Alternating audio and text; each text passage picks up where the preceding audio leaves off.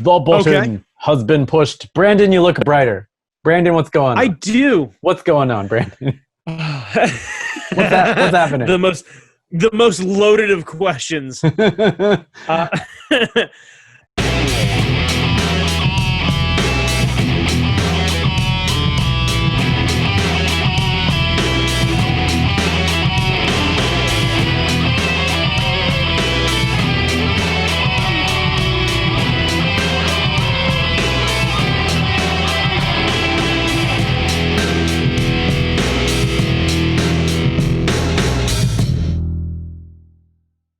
Strictly speaking, light-wise.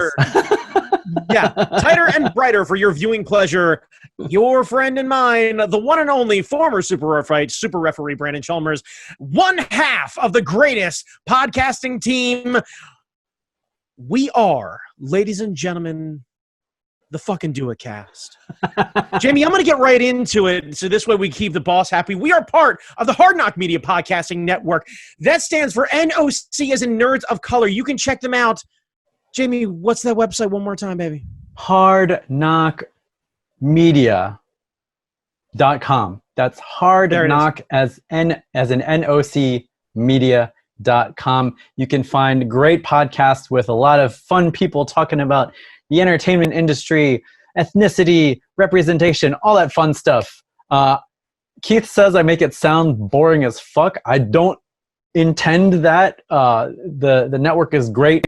I just want to impress upon you that when you come to our spot on the network at the very bottom, if you're used to getting meat and potatoes from the rest of the network, you are getting straight up sugar. Yeah. Sugar, no calorie value whatsoever. 0% of your daily recommended allowances of anything. We are the snack food of the Hard Knock Media Podcasting Network. Yeah, in a land of fine dining, we are a Taco Bell value menu at best. Oh man, did you see they're getting rid of the 7-layer burrito, Brandon Chalmers? Really? The Taco Bell is getting rid of a number of their menu items because they're trying to streamline production, because apparently some of them take longer to make than others, and they're trying to streamline things. And so, yeah, but to my understanding, I thought the 7-layer or is it the 5-layer burrito is the one that is vegetarian friendly? Which I think it's the 7-layer, because a vegetarian friend of mine sent me the link to it, and she was like, my burrito's gone. Yeah, I was going to say, yeah, because I have quite a few vegetarian friends that, like, anytime fast food is an option, the always willing go-to is Taco Bell, because they can find something without a whole lot of fight, which is actually really nice for them. Yeah. But I guess, fuck vegetarians. I don't know. It's really sad. It was sad news when I heard it. Taco Bell giving you value for your dollar since 1980 whatever. I don't know when they started. Yeah, Jamie, what I'm thinking is this might be the catalyst. The shot heard round the world that sets off the lesser-known Demolition Man subplot point of the fast food wars that will eventually find Taco Bell atop this mountain.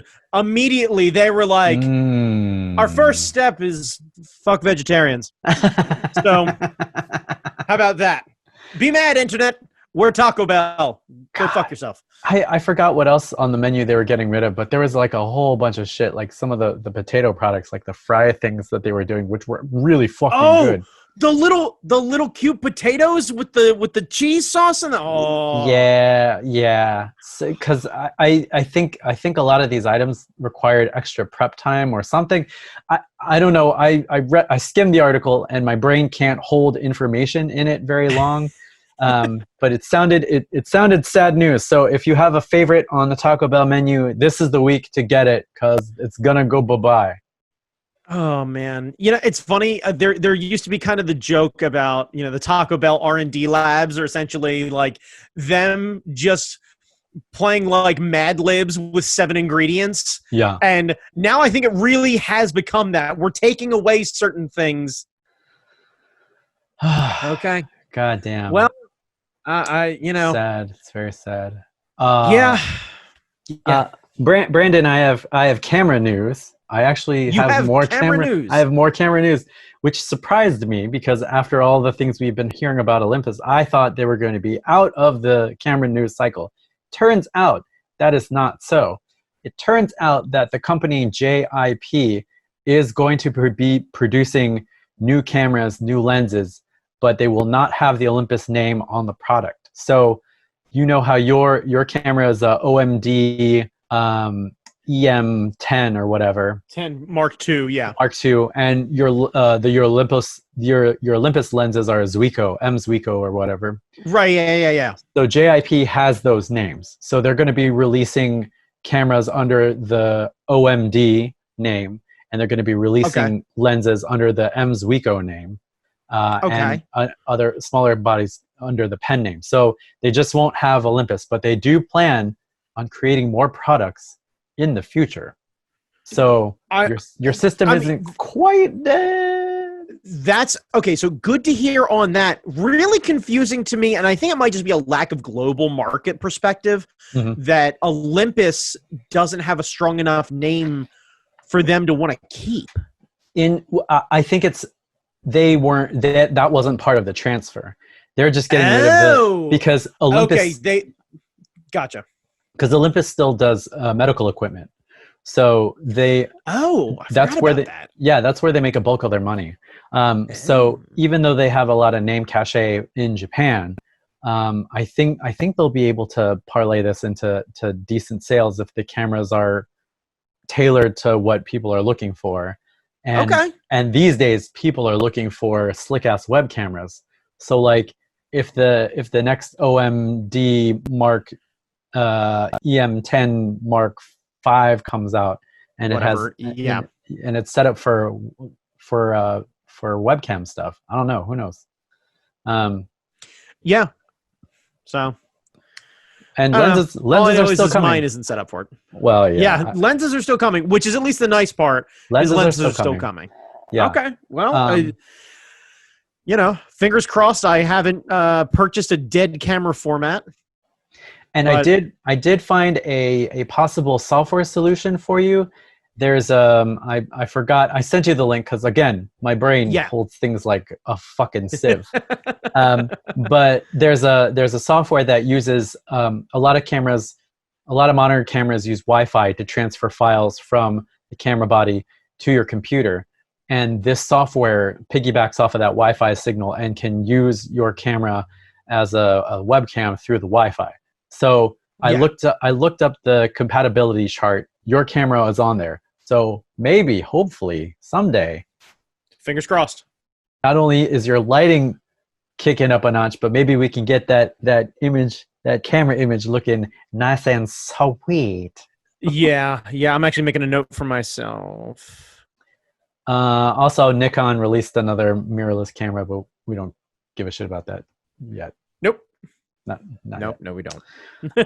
Yeah. So, Brandon, every week I look for stories of positivity in this era of bullshit. Yeah. I try to find a positive story politics-wise and a goofy story otherwise. This surprised me. I did not expect this. And I would normally never, ever give our current commander-in-chief any credit for anything because his brain is full of maggots.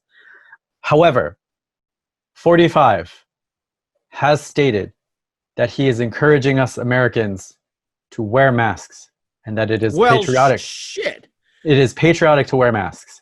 And if this is if it's this a good thing. It's only been 115 days since we started shutting things down. So by that point, so long as we just keep this average going, if we're all willing to wait, I don't know, half a year-ish, to have him kind of catch up with everybody else, we'll be fine. Yeah. And that's that there's always there's no silver lining to any of this. But if him saying the shit gets more motherfuckers to put on a mask, that's a net positive. That's a net, just taking that part of the statement on its own. Ignore the rest of it, because the rest of it is full of awful. And he's probably going to say some shit like, oh, well, I've always encouraged masks, even though you have ample video evidence that he has not. Forget all that. If people start wearing masks because dumb fuck says, hey, you should wear a mask, it's something. I'm trying to find it. Something is a word for it. It's something. It's something. It is too late. November is too late. They need to get rid of him fucking now. But it's something, Brandon Chalmers. I hope you're prepared for 4 more years of this. I hope you're mentally prepared for this. I am taking it day by day. Because I thought Kanye was out, and then he wasn't, and then he held a rally, and oh boy. So we're not talking. Yeah. So no, we're not going to talk about that Kanye rally. We're not going to. So masks, everyone is on board. Everyone wants masks to happen. Yeah. You know, it's interesting because I wonder if he bothered to tell everyone to wear a mask when they should have been wearing a mask. If we could have actually gotten past this, teachers and kids wouldn't be potentially dying in classrooms. And I don't know, on a personal note, maybe my job wouldn't have disappeared. So, thanks, buddy. Yeah, appreciate you. Yeah, I don't know how to feel like if you come way too late to the right conclusion, if you get credit for it, but I don't know.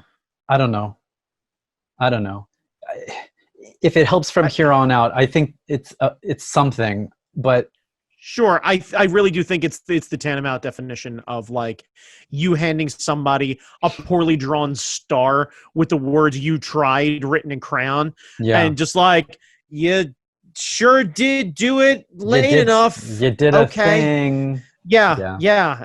It's a good thing we determined, what was it? Bleach, and then a medication that he was going to make money off of or didn't make money off of. And just ignoring it was always a great option. So thank goodness we got through all of the cycles. I feel like we're daily dealing with somebody who's working their way through the most tragic 12-step program I've ever seen. Yeah. So in slow time. Yeah. So I don't know. I wanted to say that because I'm glad. For what it's worth. Yeah. I'm glad. I was genuinely surprised. I was like, Mofo leans into stupid, like hard, and just okay. Are you ready for a silly story that will lift up our spirits? Please, for the love of God, yes. So Brandon Chalmers, I've been gushing about Ultraman Z, the current Ultraman series that's been broadcast on YouTube. 2 episodes ago, there was a new form of Ultraman, Beta Smasher, where he's got this red costume and he's got these like foam muscles underneath. So it's like this giant robot muscle suit.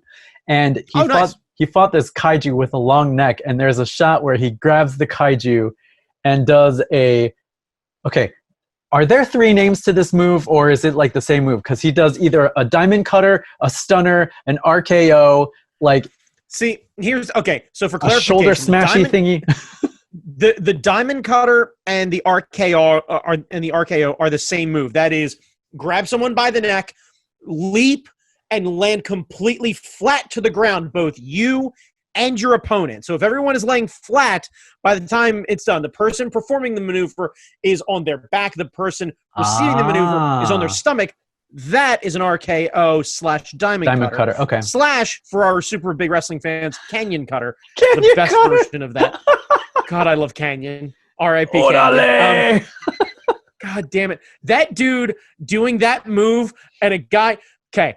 For those of us not like familiar with this, there's a guy who stole an entire gimmick from another guy, right?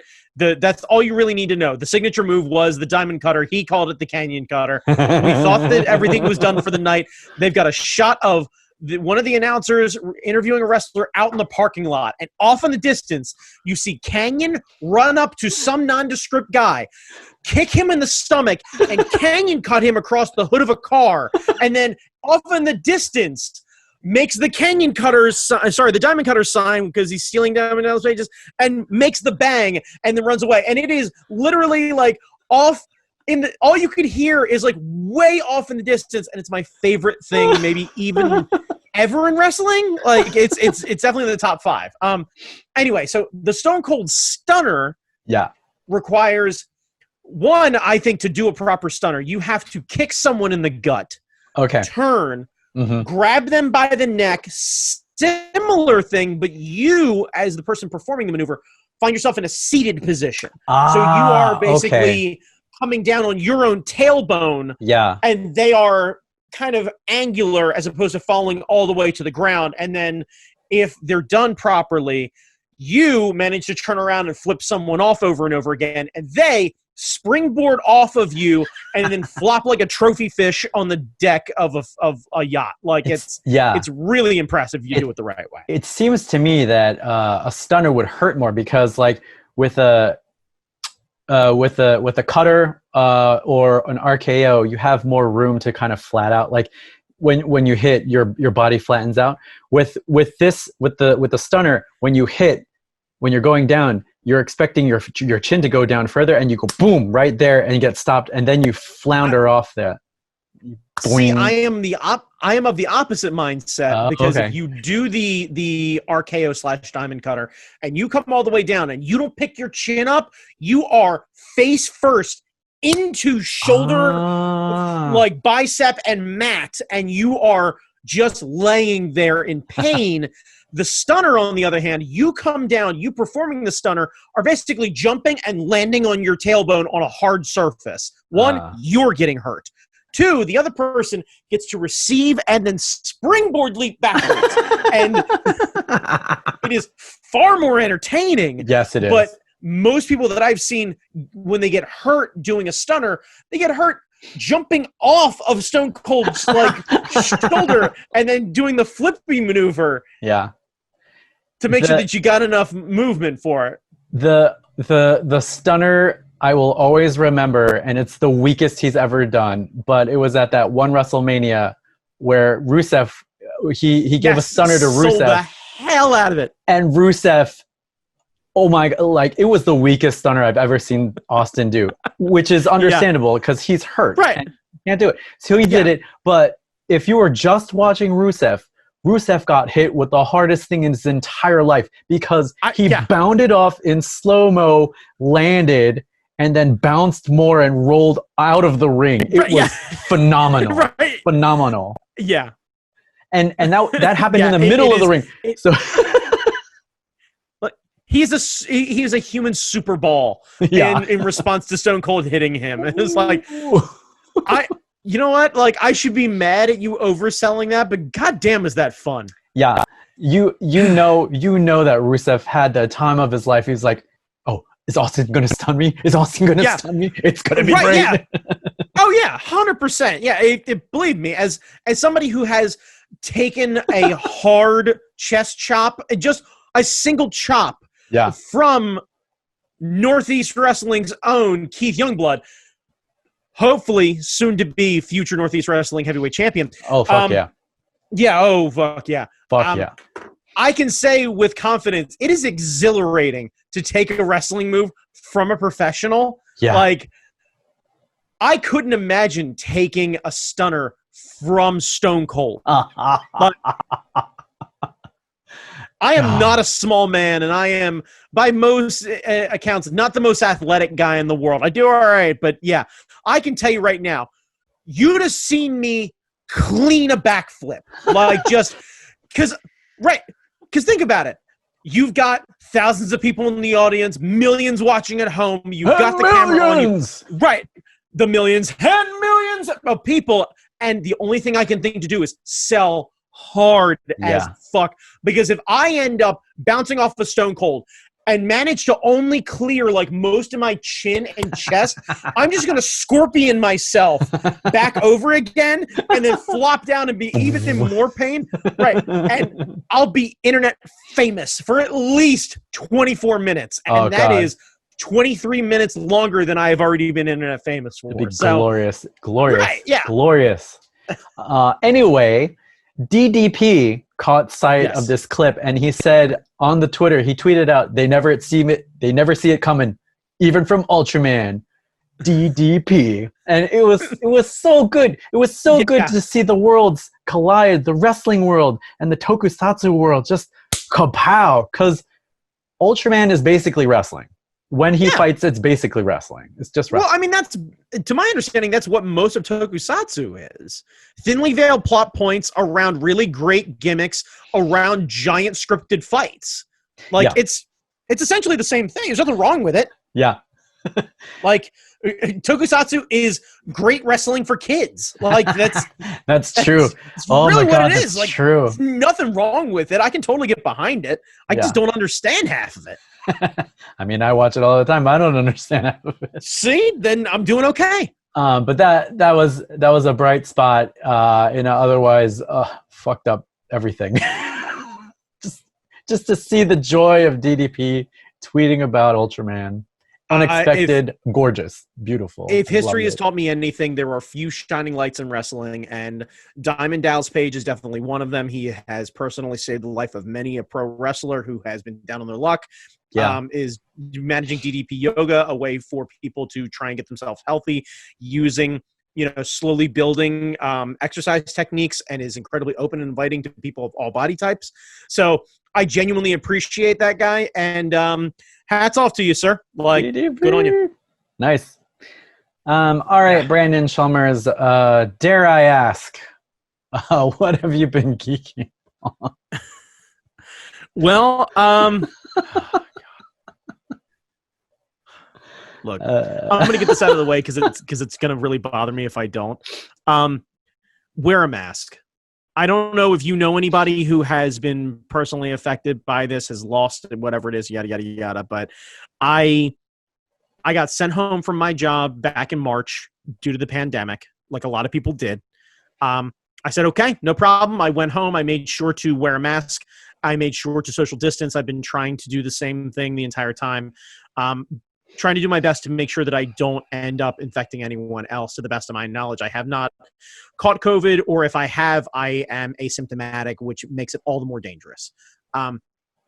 And because of people's stubbornness and selfishness is the best word I can put it. That's the word. Yeah. I received a call today from my employer that my position was dissolved and that I will not be going back to work. So in a pandemic, doing what I believe to be the right thing, my employers told me I did the right thing. They appreciate me, but because of people's selfishness, businesses, and this isn't like some mom and pop thing or whatever, this is an electrical contractor, a pretty decent sized one, employ quite a few hundred people, and they're eliminating, to my knowledge, quite a few positions because people are too selfish. So, I find it very ironic that a very blue collar job is being eliminated because a bunch of chest pounding Americans want to thinly veil their temper tantrums in a flag of freedom. And that's really upsetting to me. Personally, I hope it's upsetting to you. So if you didn't know anybody who was personally or financially affected by this, I've already had to empty my 401k, and I'm now officially without a job and going to try and find one during a pandemic, so this way I can make sure everything's okay. So if you wear a mask, thank you. If you don't wear a mask, look me dead in the eye right now and ask yourself two questions. One, how the fuck are you still watching this?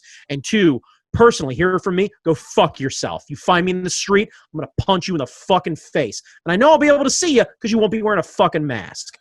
Anyway, it's wrong, and I'm really, really angry about it. And I'm going to try and get past it, but I apologize for my outburst there. Just, I find a lot of people don't take things seriously until it hurts someone that is in their sphere.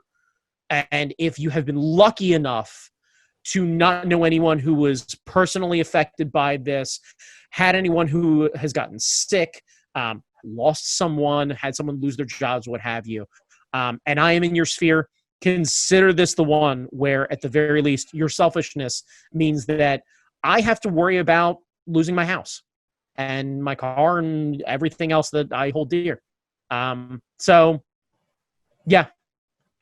Please, I beg of you, wear a mask. It's the least that you can do to help other people. And if I can't talk you into caring about others, then I'll threaten you into it. It's that simple. Just know that if I catch you, you're gonna catch it. Like, yeah, because it's not like you can report me to an employer now. So what do I care? Well, that's a good point. Yeah. Yeah. Anyway, so what have I been geeking out about, Jamie? Destiny 2. Yeah! That's right. Hop in the Wayback Machine, fire up the PS4. Never mind that weird, like, new-looking PS5. That's for future people. Right now. Density. We are jumping back into Destiny, and I'm reminded once again that is a game that is, 1, a hell of a lot of fun to play. 2, very, very pretty. They create the most beautiful worlds that you run through at breakneck speed and make me beg the question, why the hell did they make them so pretty? No one bothers to stare at them. That's true. I'm convinced that is the reason. This is number 3 point. It might be the longest loading game I've ever been part of. Yeah. It's getting literally too big for older consoles. Like, yeah, in November. No. Current consoles. Well, yeah, current consoles. In November, they're going to be sunsetting a whole bunch of stuff, so they can make room for new stuff, and hopefully the load times will be mitigated because of it. Because there's just it's too much. 40 gigs or some crap. Yeah, it's crazy. It's flipping huge. And lastly, the thing that I learned from this game, or I'm reminded of more importantly from this game, is that nothing is intuitive and nothing makes sense. I played Destiny 1. I was somebody who picked the game up the week it came out. I purchased Destiny 2. I pre-ordered Destiny 2 and had it sent right directly to my place and purchased it right off the thing. Right off the network. So yeah. I had it day one. I was an adopter. Bungie has received my money and then some. I was an old school Halo player too. They have received my money over and over and over again. Yeah. And I swear to God, I should not have to Google how to find and do things in a game that I have been playing for what now? 3 years? The game's been 3 years. Yeah, 3 years, 4 years. I think we're in the 4 years. Maybe it's 4 years. Maybe it is 4 Destiny years. 2 came out. Yeah. All I know is a game that's that old. I should not have to Google things like this. Yeah, like simple things. And we had a friend join in to start playing with us. Yeah, and simple intuitive things they don't cover. And it didn't even occur to me that, like, for the casual player, because they've decided to make the game free to download and then do the DLC option, which I'll rage about on a different day and have raged about on a different podcast, I'm sure. Yeah. They don't make the gameplay intuitive. Yeah, John had trouble figuring out how to jump. Like, me and Dan were playing with him, and he's using... Yeah, I was playing with him too. Yeah, he's using the Warlock, and if you don't know how the Warlock jump works, you're going to get fucked real bad.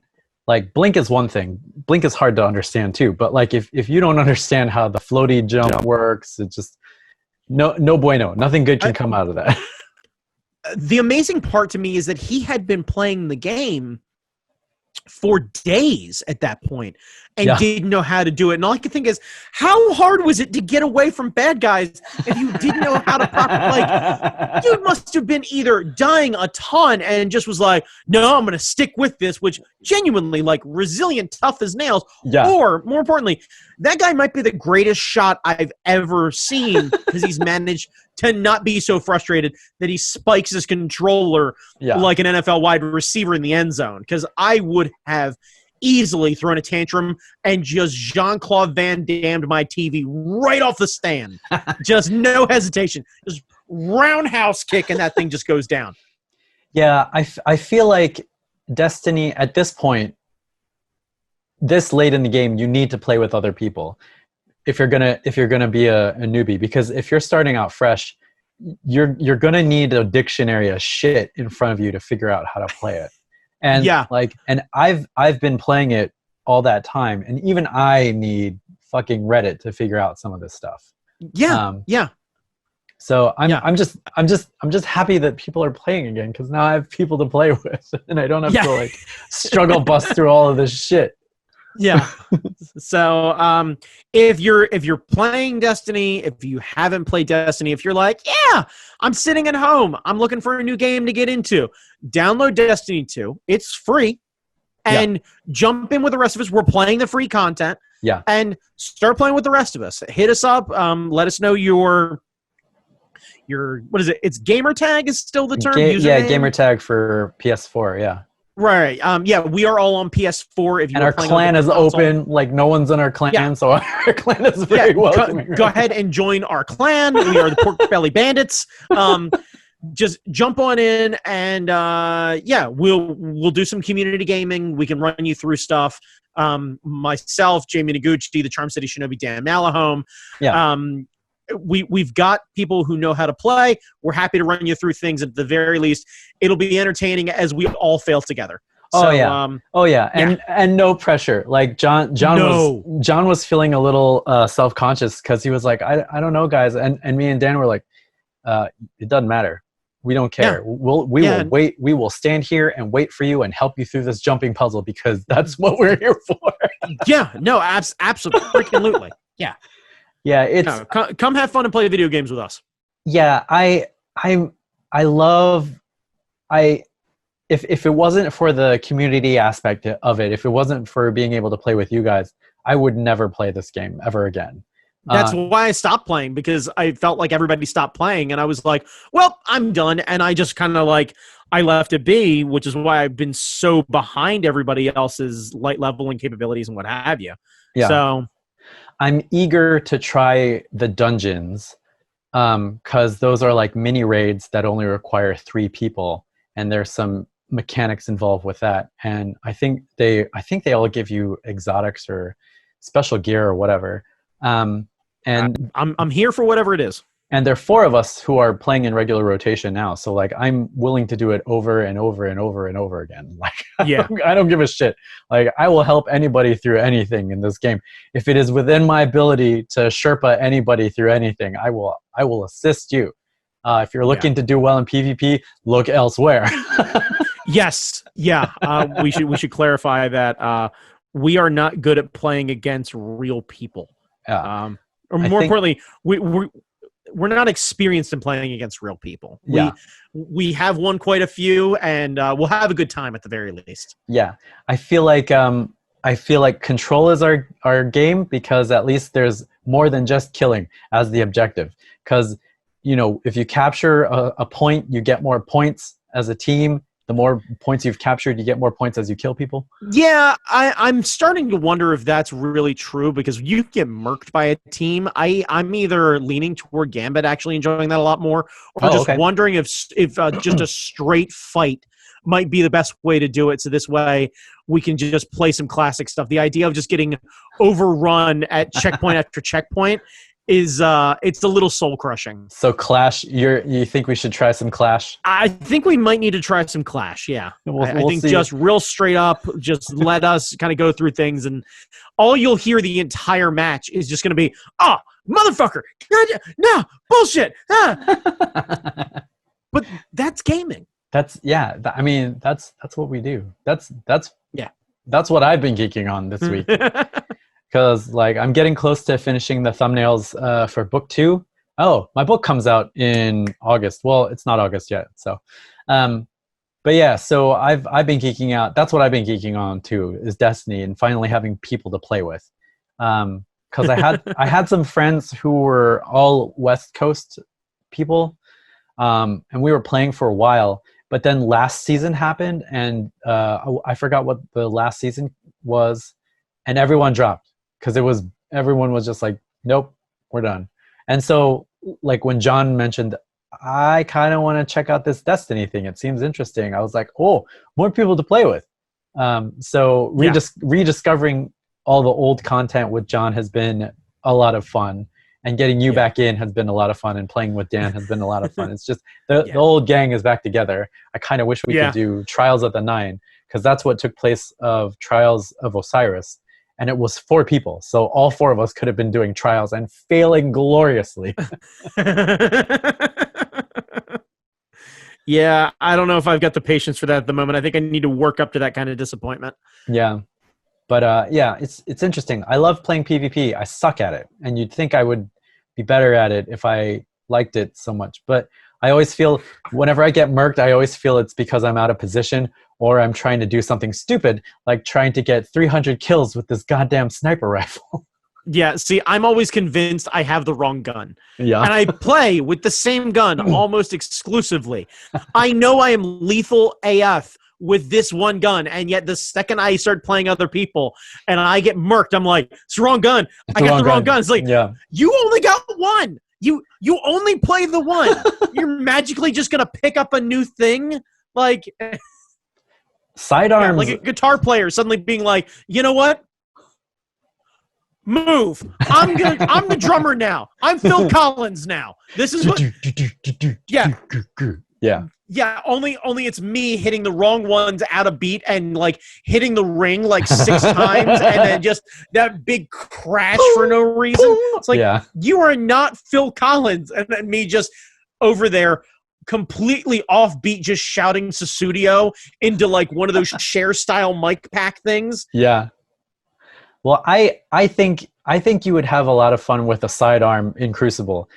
They've been buffed somehow, and people don't use them nearly enough. But a full auto sidearm, like during Iron Banner, I was low level. I was like 10-something, 1004, 1005.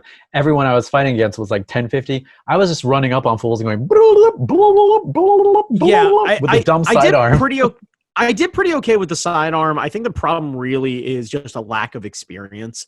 Yeah. I've been out of the game for so long that my instincts aren't back yet, and I need to get my hours in is really what it comes down to. Yeah. Sidearm and your good old friend Midas. You have the long distance, and then you have the sidearm action. The short distance. Yeah. Yeah, long distance, short distance. You don't need medium distance, because medium distance is you closing to get to short distance. Yeah, I was going to say, my go-to the last time we played with any success was shotguns and fists.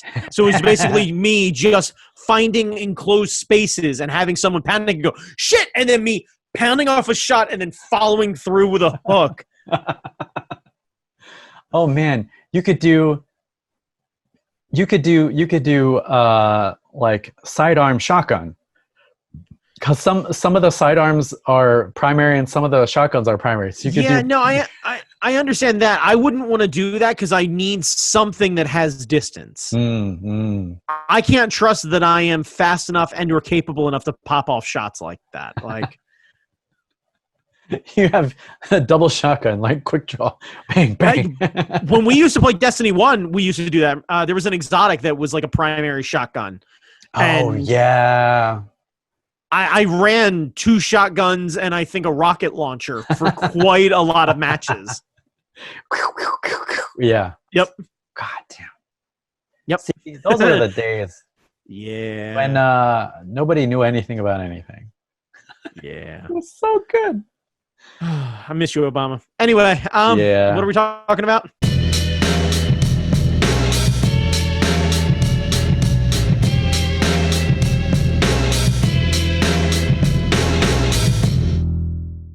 All right. Well, it's been a while since we've done a regular episode, so it is time once again for Conspiracy Corner.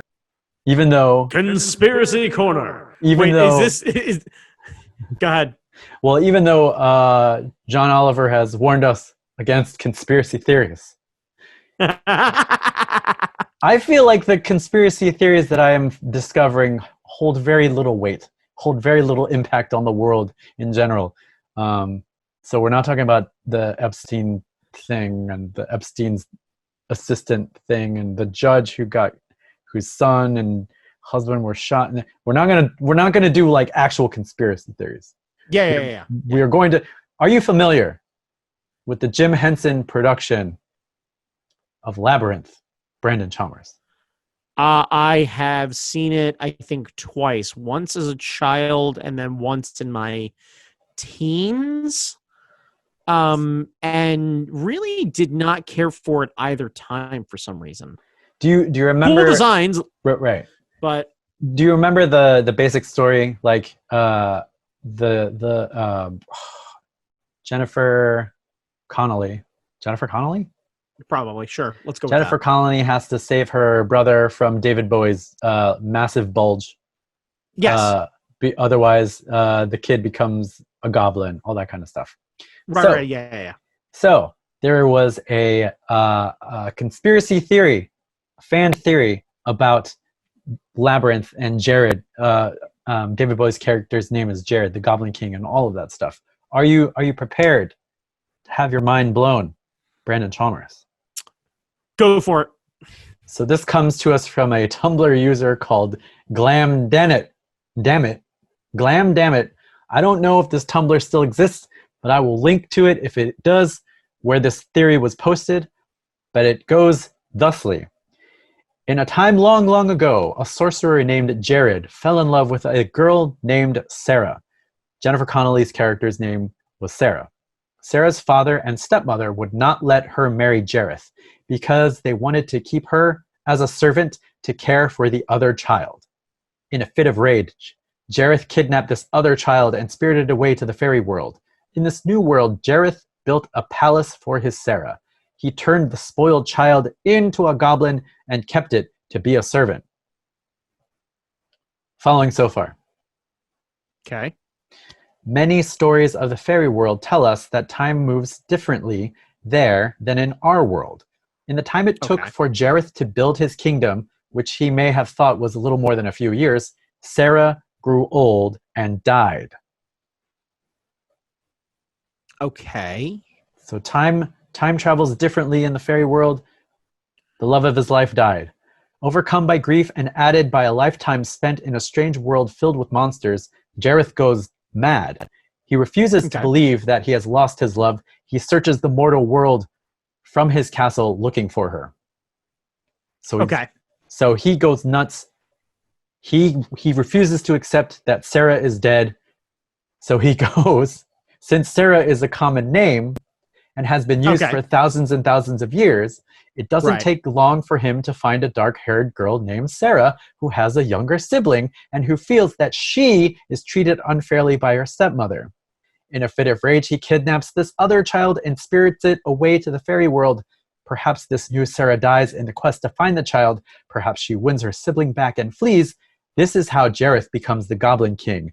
Every goblin in the Goblin City is a child that Jareth has stolen who was not recovered by Sarah. And this is why he builds that maze.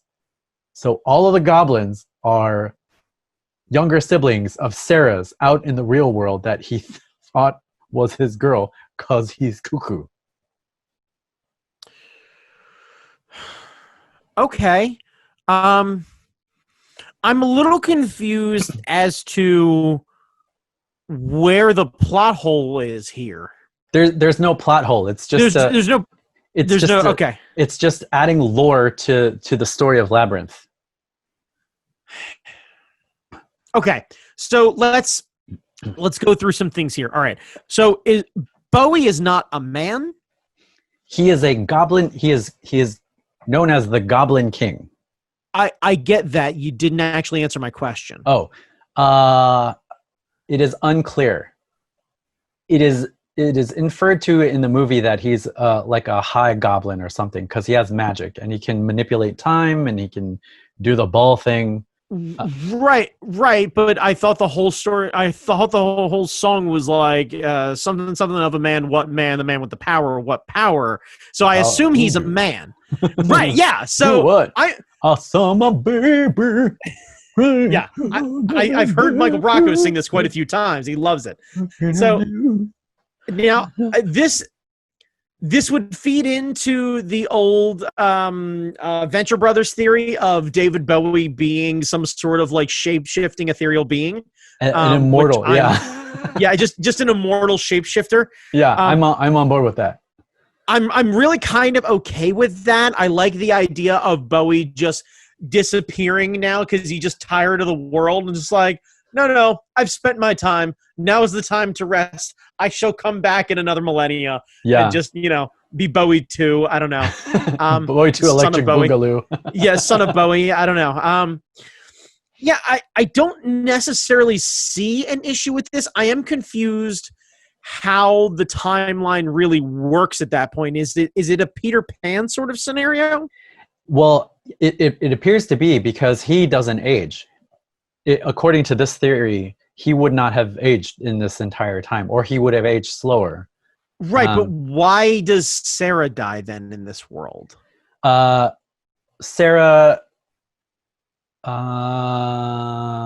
let's see. Because he kidnaps Sarah, right? He does kidnap Sarah. He does kidnap. And then no, he they end doesn't up going kidnap. Into the world. He kidnaps Sarah's baby sibling.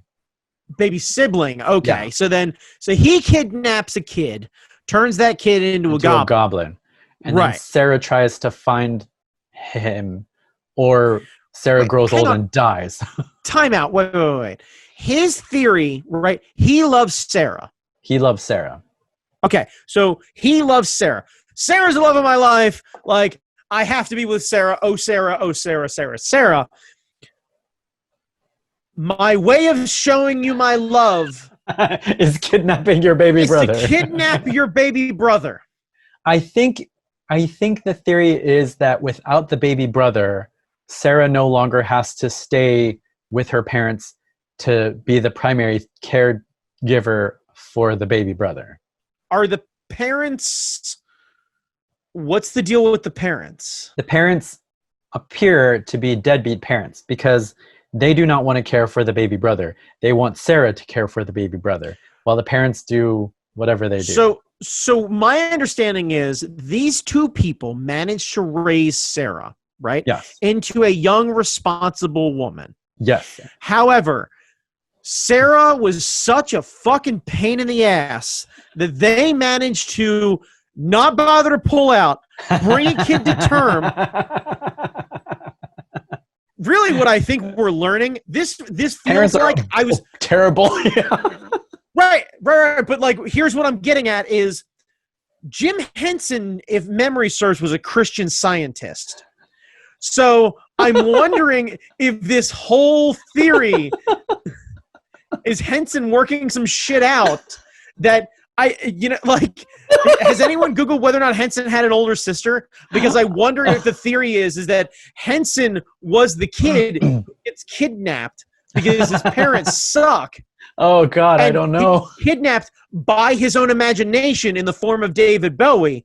And then he gets turned into a goblin, and he helps to make other goblins, the Muppets. Yeah, so, the Muppets.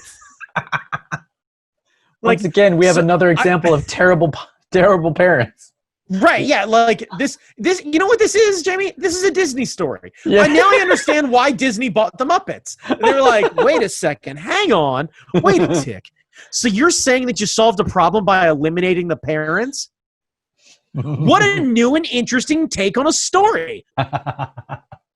So do you think Sarah's parents are worse than Goku? Do we ever see them go after the kid? We do not. Okay. And I assume David Bowie's character, is it Jareth? Jareth. I thought it was Jared, but it's Jareth. Jareth. Okay. Jareth never leaves a note, right? No. How does he tell Sarah that he loves her? So in the movie, he speaks through the mirrors and says, I love you, Sarah. Come be with me. I've taken away your responsibility. Right, but that's Jennifer Connelly's version of Sarah. Oh, right. So OG Sarah is Sarah. talked to by a guy in a mirror. So here's what I'm gathering, right? David Bowie and his codpiece are incels. Oh, shit. Releasing blind videos at someone that they're watching from afar, like an Instagram model. So this is basically Bowie's an early adopter internet stalker. Oh, And then basically kidnap. This would be like, like somebody having one of those like little pocket dogs, but being an Instagram influencer, and somebody kidnapping the pocket dog, and then basically being like, well, now that you don't have your dog, we can be together. It's like, what? No, that's not how anything works. Yeah, that's exactly what, according to this theory, that's what it sounds like. Yeah. Right. And think about it, because Instagram influencers have terrible parents. Sarah has terrible parents. So this makes a lot of sense. Sarah's the proto Instagram model.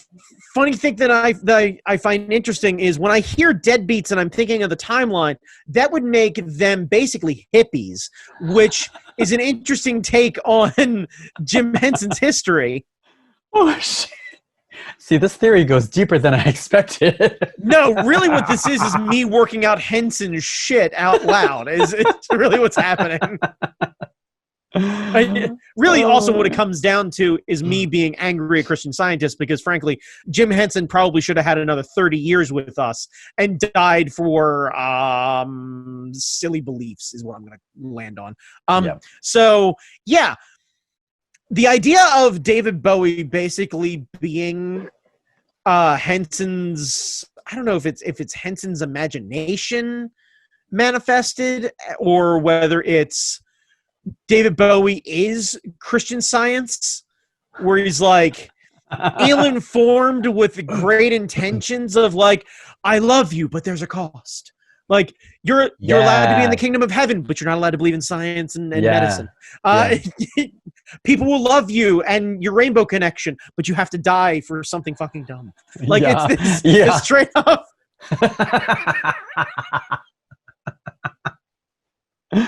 Oh shit! Oh man!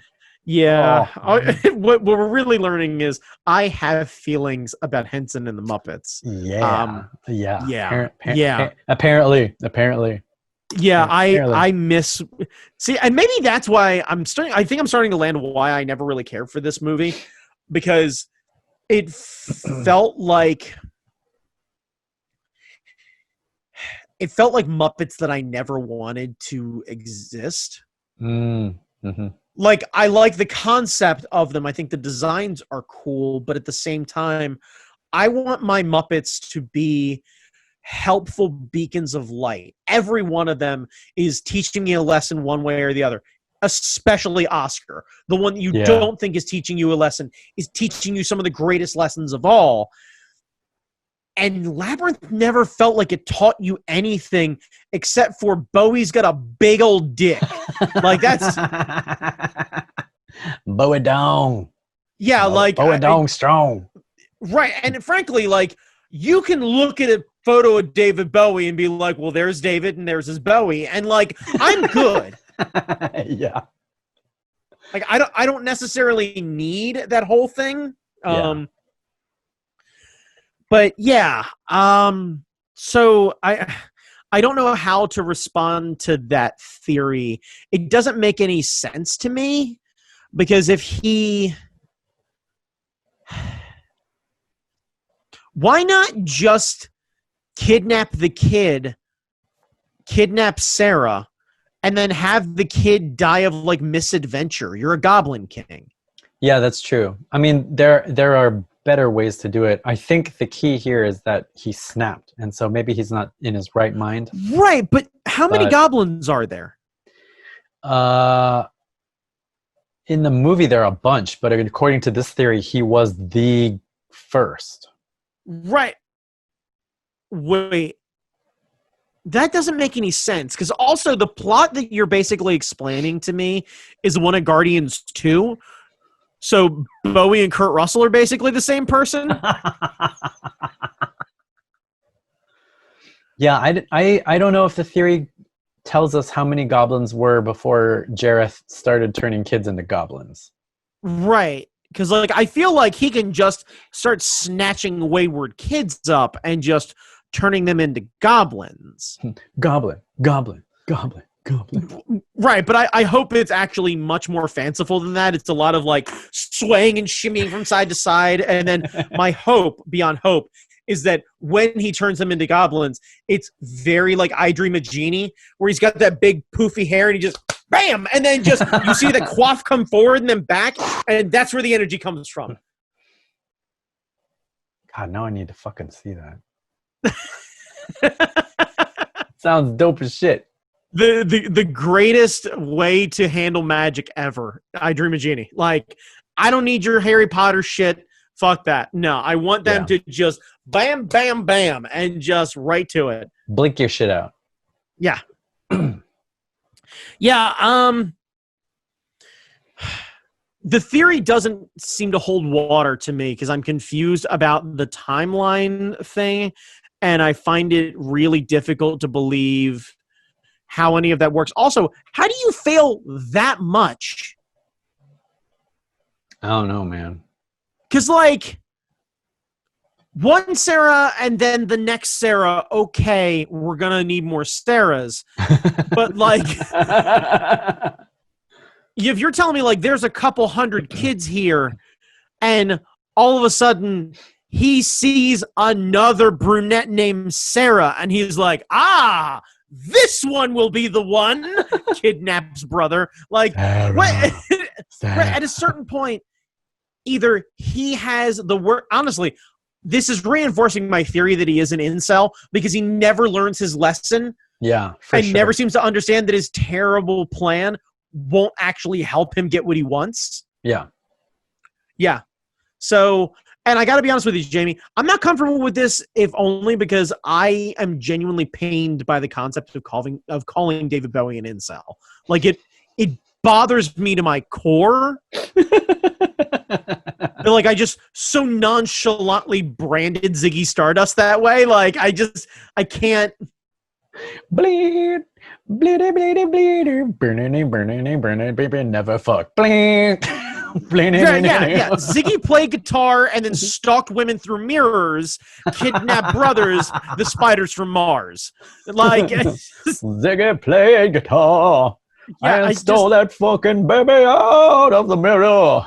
Yeah, I wonder if maybe he would have just, more flies with honey. Like, that's just dress up like Ziggy and show up in the mirror. That would have done it, man. Right? Yeah, because here's the Basement last part that flooded. Here's the last part I have problems with. Right.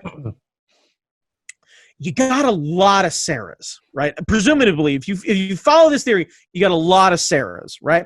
So he shows up in the mirror of Sarah, and he basically talks about how he loves her and he wants her to come live in his goblin kingdom.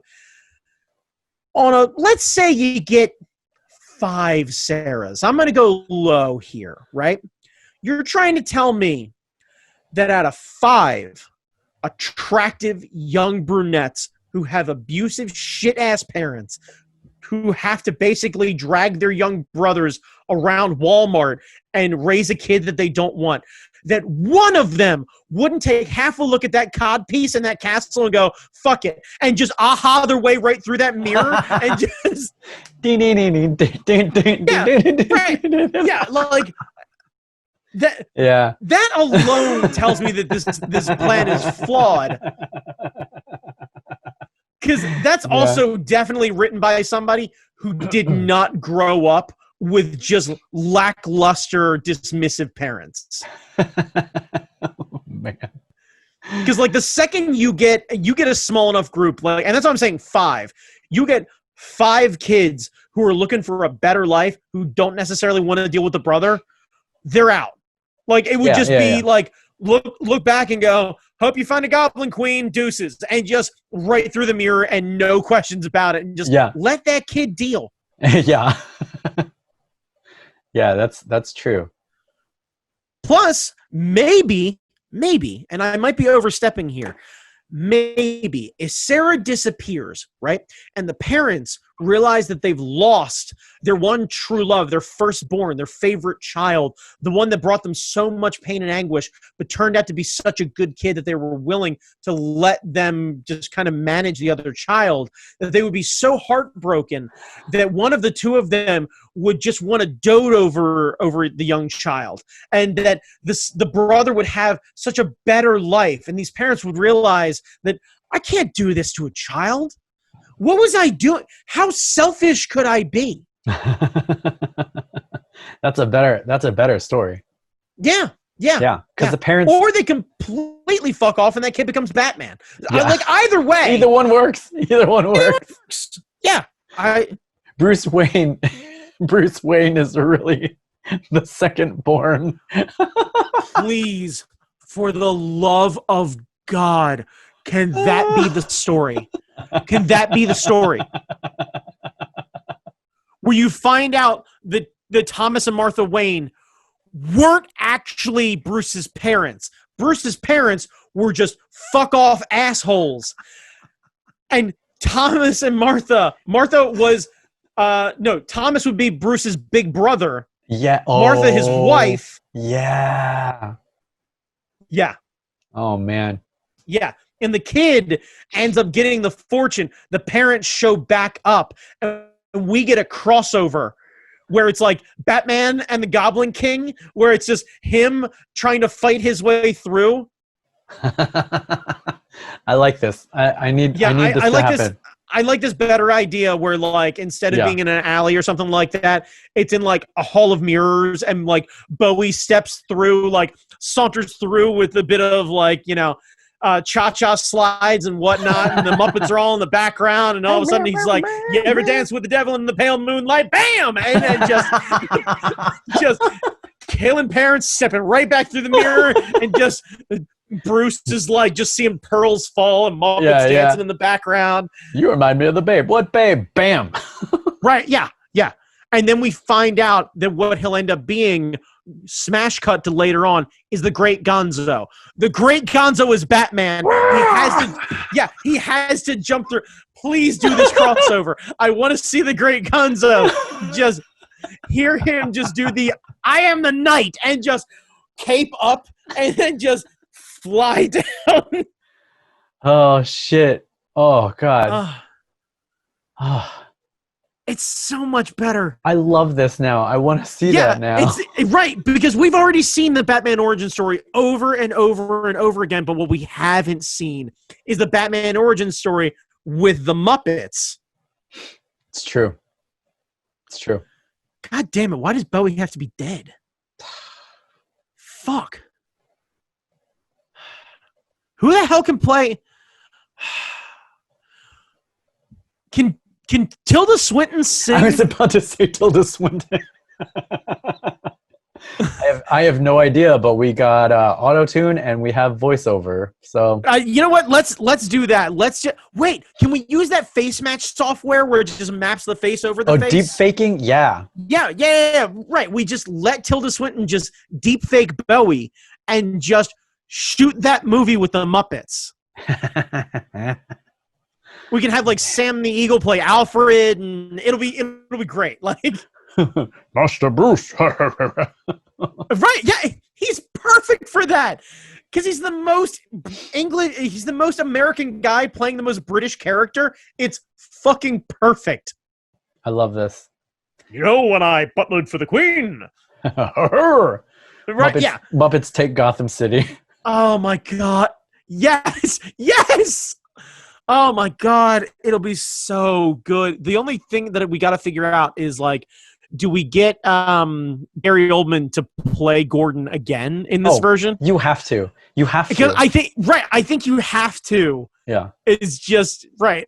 It's just this whole thing of like Oldman meeting Gonzo and this conversation of like, so do you have any extracurricular activities? And Gonzo being like, I like to go out at night, and him just go, I bet you do. And just like it's the worst kept secret in Gotham that Gonzo's Batman. He's the only one who looks like this. Yeah. Oh man, this is such a better movie.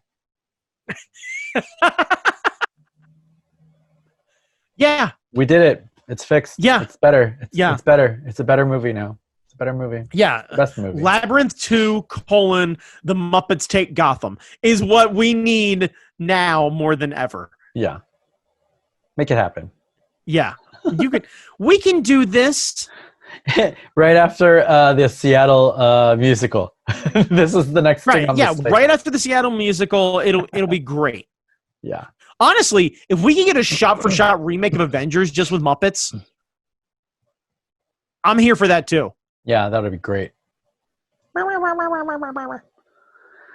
Oh, Brandon Chalmers. Yep. Oh man, it'd be so good. Where can people find you? You can find me on Instagram at that guy Chalmers. You can also find me here in my home fan casting the Muppet Avengers to try and figure out who would be who. And I'm really convinced Fozzie Bear needs to be Iron Man. Waka waka waka. Right, yeah, just this like shoots a missile off the thing. Just like 10 out of 10. Wood Muppet again. All right. Well, that'll be for next week. We'll do that. Jamie Noguchi, where can they find you? We'll do Infinity War and Endgame as the Muppets. It'll be great. Great. It's the best fucking thing. Why the fuck not? And then I'll fucking draw it, because fuck it. So where can they find you, man? Instagram, Jamie Noguchi. Twitter, Angry Zen Master. Just put my name in some shit. I'll be there. It's fine. I'll be there. I'll be there. Stay safe, wear a mask, and November's not soon enough. No kidding. Be excellent to each other. Please, I beg of you, wear a mask. Yeah. Or I'm coming. Bye.